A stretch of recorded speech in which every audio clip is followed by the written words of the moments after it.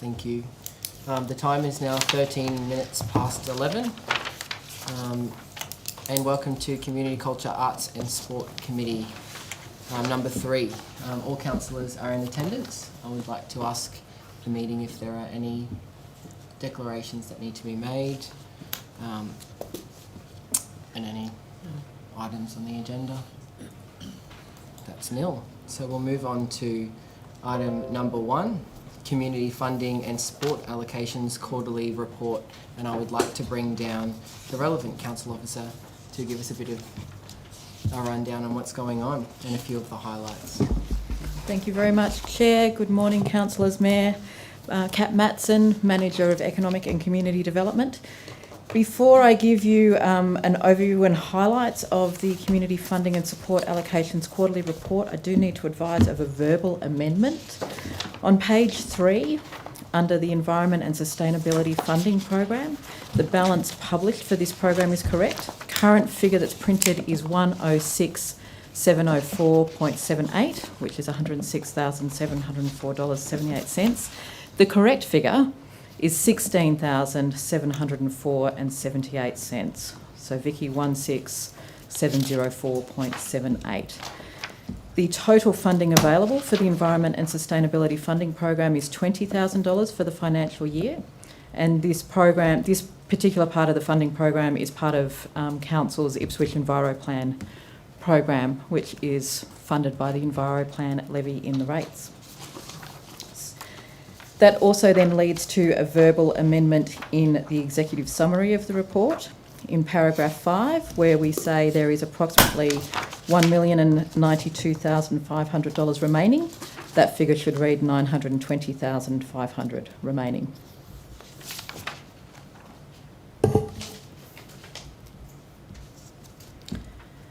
So in terms of highlights, you have the report. I'm not going to go through the detail of the funding, but I do want to draw your attention to the fact that over the first quarter of the financial year, we received 206 applications for community funding programs, and in turn have dispersed approximately $450,000 to the community through our to our sporting organisations, community organisations, and small businesses.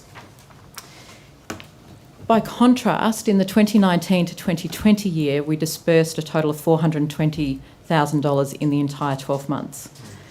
The community funding team is a 2-person full-time team. So when you can factor in 206 applications for funding over 12 weeks, that's approximately 17 applications per day if we assumed a 7-day working week, which of course we don't. It's quite an extraordinary achievement by the team, who are also supported by customer service as well as the local business and investment team. And in a COVID year, we've been able to very quickly activate that community funding and get it out into the community where it matters most. The team continue to assess funds that are coming in, and I just wanted to bring to your attention the fact that already the best part of $500,000 has been dispersed. Well done, thank you very much. Does anyone have any questions? Or Ms. Madsen? Thank you, Ms. Madsen. Perfect.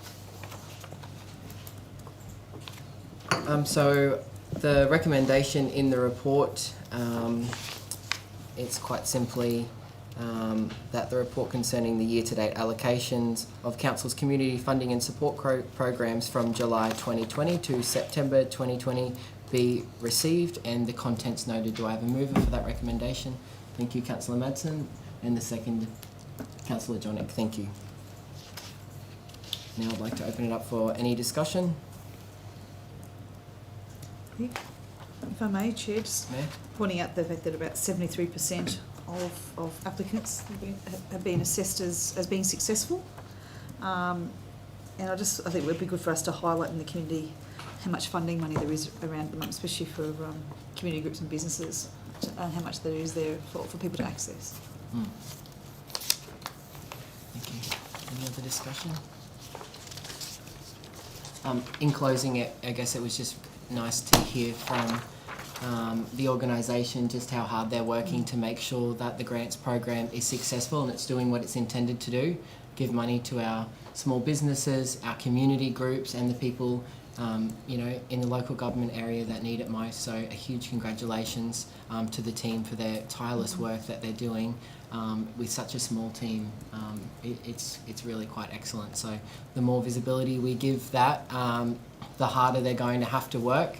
The encouragement through the Mayor today and this morning that we want to encourage people and highlight that there are grants out there for them. Just spare a little thought for those people working behind the scenes to make sure that the applications are getting processed and with quick turnarounds too.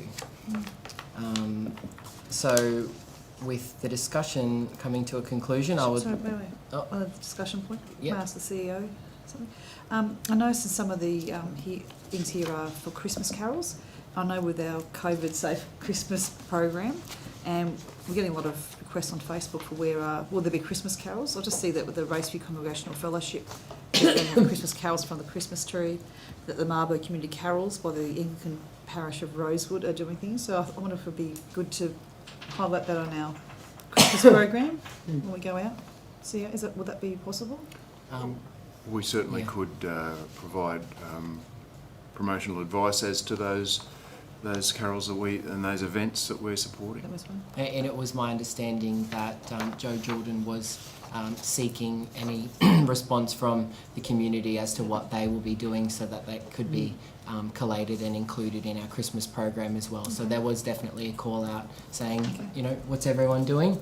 And there's an opportunity for them to get on board and definitely be promoted through council's channels as well. Any further discussion? Perfect. We'll take that to the vote. All those in favour? And that's unanimous. Thank you very much. So we'll move on to item number 2, the performing arts landscape in a COVID environment, and we'll get the relevant council officer to come and talk us through that.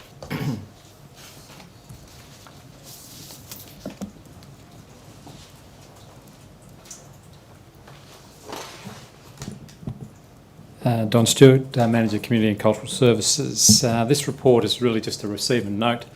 I felt it timely and important that as a council we understand the impact of the COVID-19 on the performing arts and to a lesser degree the event sector within council. To say that it probably goes unnoticed, unfortunately, the true impact that the restrictions have applied to our ability to deliver a cultural activity for the residents of Ipswich. The paper details some very high-level information with regards to number of people that would impact, upwards of 39,000 people in a 12-month period. Well, the best part of the last 6 months, that's around about 20,000 people haven't been able to partake in performances at the Civic Centre. We have undertaken significant local effort to try and stimulate the performing arts performers, especially through Studio 188, which is really focusing on our local content and giving them an opportunity to be a little bit more stage ready, stage friendly, but also give them that outlet to do what they do best and enjoy best, which is performing. 18 of 20 activities that went through the studio were local content, and they were mainly youth oriented, and they were all very, very pleased to be given that opportunity to perform during the last 6 months. And it's great to see, and in fact we've featured them previously. They're still living here in Ipswich and they're still wanting to perform in Ipswich, so credit to those particular people.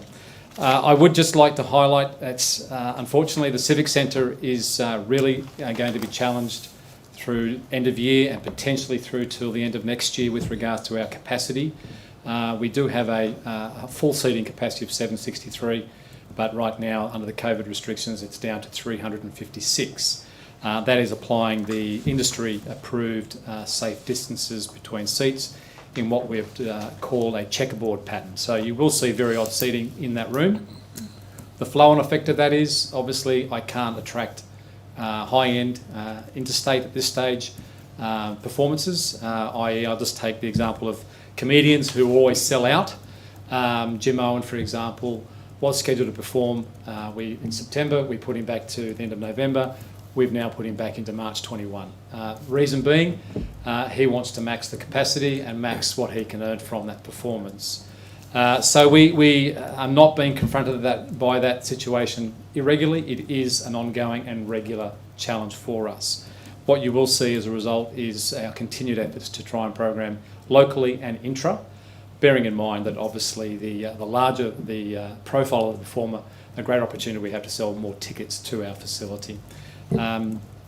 I would also say that from an economic point of view, we're not driving income into the city, but we're also seeing the impact on our staff. I think of the 25 casuals that we did have on the books prior to COVID, we only had maybe 3 or 4 back on a regular basis. Until business improves to a more sensible level, that will be the norm. So we do look to try and do what we can, but obviously we are challenged by that inability to have greater numbers through the door. Looking forward into next year, as I said, the capacity could well still be in place through end of 21. We are working with our industry body and Stage Queensland and Arts Queensland, and obviously the Queensland health bodies to try and relax those restrictions. Obviously, it's really is biting into our industry, the performing arts industry in particular, with regards to lack of shows and patrons being able to enjoy themselves in our facilities. With that, I would open if there are any questions in regards to that report. I've just got one, and I appreciate the commerciality of the Civic Centre and the decisions that big acts are having to make in terms of coming out to Ipswich or not. Where there are identified gaps in the programming, particularly between now and say January or February, if there are particular dates that aren't booked by anyone at all, are we thinking creatively about what other levers we can pull to potentially attract maybe a small community group that might have something in their back pocket? Say in the last 2 months they've put on a show, they might want to revive the season and put it on at the Civic Centre. Are we identifying those opportunities? And I do appreciate that you are a very busy person, and David does a great job. Mr. Finn does a great job down at the Civic Centre as well. But I just want to know if we are looking and thinking that creatively around this, just to kind of move and flex, in the COVID environment as well. Look, absolutely. Without a doubt, the programming team for both the Civic Centre and the studio are looking at opportunities to engage and re-engage. We obviously look at every inquiry that we receive with regards to a performance to see whether it fits and has that opportunity to be on stage. We're in regular contact with all of our dance schools, for example, coming up to Christmas, who generally speaking occupy the last 3 months of our year. Yep. Unfortunately, some of them without income for the past 6 months can't afford to mount their productions, despite us providing very favourable and community-friendly rates and also assistance. So I do make that very clear that we are probably going above and beyond in the current economic circumstances to accommodate their requirements. But there is a very, very big challenge for these local community groups to mount their productions due to the restrictions they also face with social distancing and rehearsals and what have you. We've offered the studio as a rehearsal space on very, very easily self-accessed and departing manner. Yep. And we've had a couple of youth bands come through and pick up the keys, go in there, have their jam for an hour and a half or 2 hours, lock up and walk away. And they've been very, very thankful for that ability to come together in a safe space, do what they want to do, and not have the huge costing costs that may have been present in other venues around the local area. Thank you. Any further questions from Mr. Stewart? Perfect. Thank you.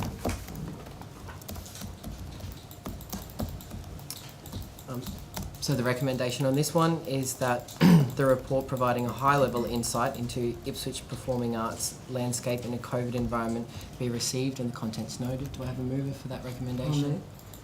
Thank you, Councillor Kunzelman. And a seconder? Thank you, Councillor Jonick. And now I would like to open it up for any discussion. Mayor? Chair, just note in the report that obviously we've forecasted we've lost about 1.1 million in revenue from this. And I also note a number of casual staff have been stood down on this as well. Obviously council isn't able to access JobKeeper so hopefully those people will be able to access JobSeeker or other employment. Just notice the impact it has on local jobs. Yeah. So that's it. I've got a family member that works in the entertainment and arts industry, so I'd just like to make the comment that post-COVID, I think it's necessary that we really remain committed to the performing arts and making sure that that part of our economy can recover. It's a difficult place to make money at times, and a lot of creative people have had a lot of losses this year, so I'd note that all councillors are pretty supportive of the arts, so Yeah. it shouldn't be an issue. And a great way to collaborate with the community is at our Creators of Ipswich Summit on the 13th of November.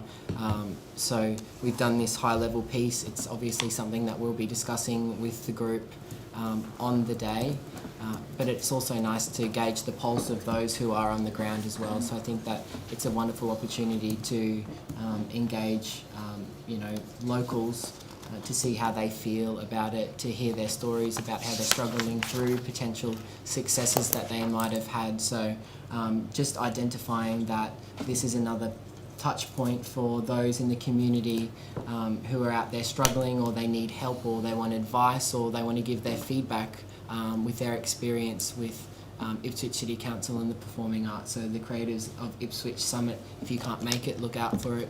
It's going to be a wonderful opportunity to get involved and to have your say and to shape the way we as a council look at the arts moving forward as well. Any further discussion? Wonderful, we'll take that to the vote. All those in favour? And that's unanimous. And there were only 2 agenda items for the meeting today, so at 11:30 p.m. on the dot, I call the meeting closed. I'll say 11:30 a.m. AM. It's 11:30 p.m. somewhere. Beautiful. So we're back at 11:40. Okay, so we're back at 11:40 for the economic and industry development. Are we